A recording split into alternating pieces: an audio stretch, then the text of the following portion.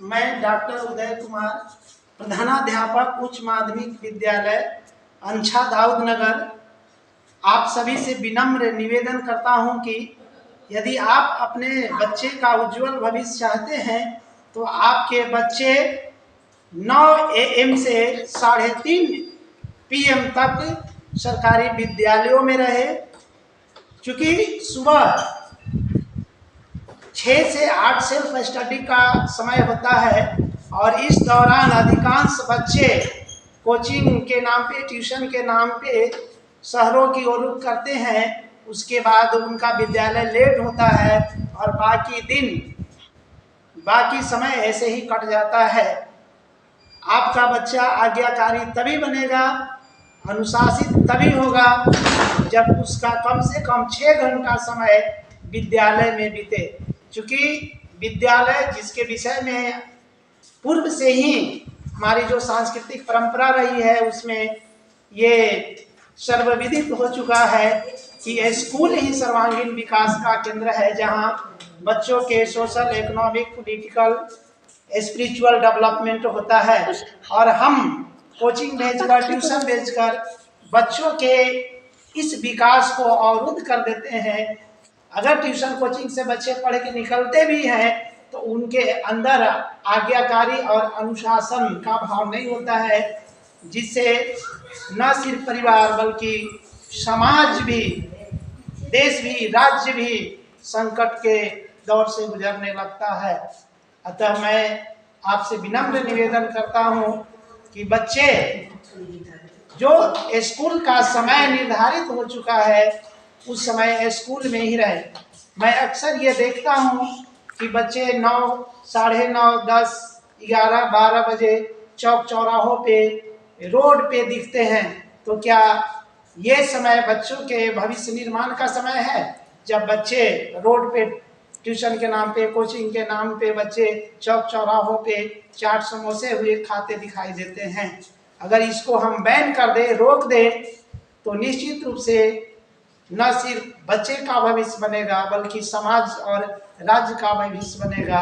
क्योंकि बिहार शैक्षिक दृष्टि से पिछड़ा राज्य माना जाता है, तो इसका एक बहुत बड़ा कारण है कि बच्चे विद्यालय से दूर हैं।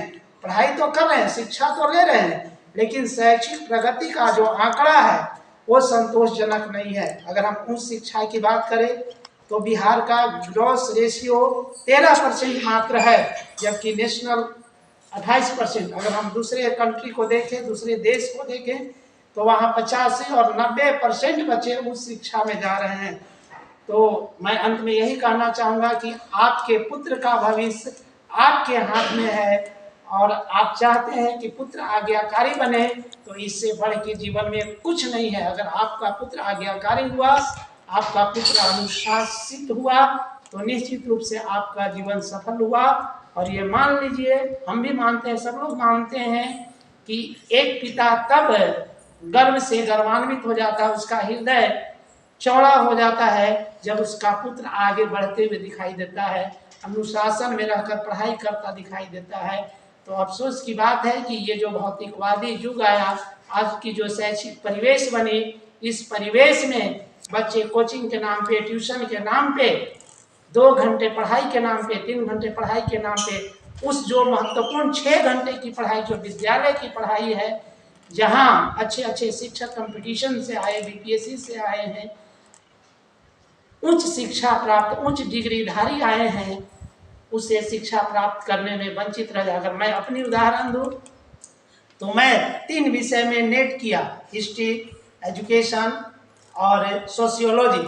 उसके बाद हमने हिस्ट्री में पीएचडी भी किया और प्रिंसिपल बन के विद्यालय में कार्यरत हूँ।